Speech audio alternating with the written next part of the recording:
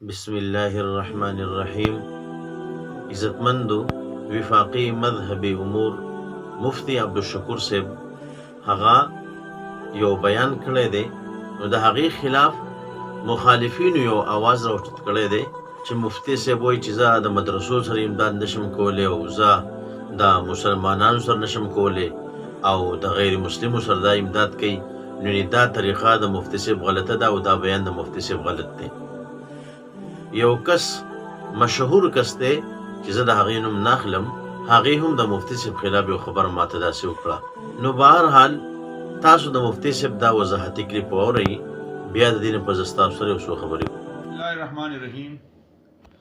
آج میں ایک وضاحت کرنا چاہتا ہوں جو بعض پی ٹی آئی کے وہ یوتھین ہیں جو حق چیزوں کو غلط انداز سے پیش کرتے ہیں، سچ چیزوں کو جھوٹے انداز سے پیش کرتے ہیں. میری وزارت سے متعلق جو اقلیتوں کے حقوق ہے، یہ میری ذمہ داری ہے کہ میں ان تک ان کی امانت پہنچا دوں، کیونکہ میری وزارت میں جو فنڈ ہے وہ ان کا فنڈ ہے، اور مسلم اوقاف کا چونکہ میرے ساتھ تعلق نہیں ہے، 18ویں آئینی ترمیم کے بعد مذہبی امور کی وزارت میں سے عشر و زکوٰۃ کاٹ دیا گیا.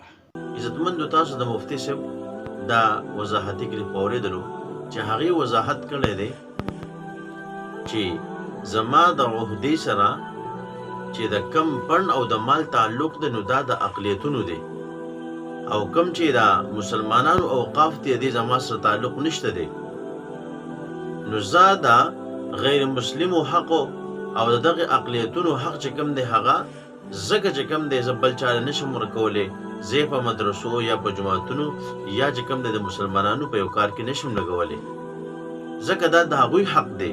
نو د یو انسان حق بل له ورکول، آیا دا اسلام د دې اجازه راکوي چې موږ د یو انسان حق بل چاله ورکو؟ هېڅکله د دې اجازه اسلام نه راکوي. لکه څنګه چې راځي الا لا تحل اموال المعاهدین الا بحقها، نو چې کله په احادیثو کې راله کتابونو د دې تذکره وکړه د دغې معاهدینو د دې مال چې کوم دی هغه د هغې استعمال جایز نه دی، نو بیا به ولې چې کوم دی مفتی صاحب بیا بل څوک د هغوی حق رالي او هغه به چې کوم دی بل چاله ورکوي؟ هغه خو دا نه و چې یاره زه د مدرسو خلاف یم یا د جماعتونو خلاف یم یا د مسلمانانو خلاف یم، زه به د دوی سره امداد نه کوم. خو دا طریقه غلطه ده چې دا خلک راځي په موږ پسې او موږ ته وایي چې تاسو چې کوم دی موږ نه سره راکوي، نو زه د یو چا حق چې کوم دی بل چاله څنګه ورکم؟ د هغې د عهدې سره چې کوم دی د مسلمانانو د اوقافو تعلق نشته دی. نو چې مفتی صاحب دا وضاحت وکړو، نو په دې کې بیا زمونږ بعضې کسان په غلط فهمو کې راشي مفتی صاحب غلط بیان کړی دی، او مخالفین خو ناست دي د دې چې د علماو خلاف هغوی څه ناڅه یو اواز راوچت کړي. نو زه یو خپل ملګرو ته او خپل علماو ته دا پیغام ورکوم چې کله تاسو یو بیان کوئ نو کوشش کوئ چې داسې بیان وکئ چې بیا د هغې خلاف څوک اواز نه راوچتئ چې بیا تاسو د هغې وضاحتي کلیپ ته محتاج کیږئ. او دویم پیغام دغې مخالفین ته ورکوم چې تاسو اول ځان خبروئ، اول ځان په دې باندې پوهه کوئ د دې د عهدې سره د مسلمانانو د اوقافو تعلق شته او که نشته دی، د دې سره دا اختیار شته چې دا د یو چا مال راوالي بل چاله ورکړي. که چېرې دا اختیار اوسه نه وي نو بیا ستاسو د ګیلې او ستاسو د اعتراض څه پیدا؟ او که ورسره وي نو بیا هم تاسو وایئ.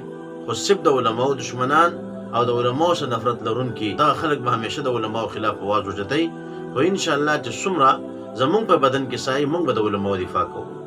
نو د مفتی صاحب بیان نه غلط رنګ ورکول یا دا ویل چې یاره مفتی صاحب دا بیان صحیح نه دی کړی، او زه هغه مخالفین ته ویم که دا هر څوک د هر جماعت سره تعلق لري، اول ځان په دې باندې پوهه کوي چې آیا د یو کس سره دا اختیارات شته چې دا د یو چا مال راوالي بل چاله ورکړي. لکه زه تاسو ته مثال ښیمه، یو کافر مال راوړو چې دا ځان سره کېده او مال به یې وروسته راکړي، او ته د هغې مال او د هغې هغه څیزونه راوالي بل چاله ورکړې، یو مسلمان له ورکوې، دا جایز دی؟ هېڅکله جایز نه دی. یا صدقه او خیرات ښه کار دی، خو ته د یو چا څیز راخله او بل چاله چې کوم دی ورکوه، نو دا جایز نه دی. د پردي چې کوم دی سنډاګان خیرات کول جایز نه دي. دغه رنګې په مدرسو باندې او په جماعتونو باندې پیسې لګول دا څه ګناه نه ده، خو تاسو که دا وای چې یاره مفتي صاحب دې راولېږي د یو چا حق دی بل چاله ورکړي، نو دا جایز نه دی او نه اسلام د دې اجازت ورکوي. نو دغې معترضین ته وایم چې د چا دا سترګې ړندې دي او څوک د حقیقت نه خبر نه دی او بیا راځي په علماو باندې اعتراض کوي، اول ځان پوهه کوئ، وروسته چې کوم دی بیا په علماو باندې اعتراض کوئ او د علماو خلاف چې کوم دی آواز اوچتوئ. نو الله رب عزت دی د علماو قدر زموږ په زړونو کې پیدا کړي. وما علینا الا البلاغ.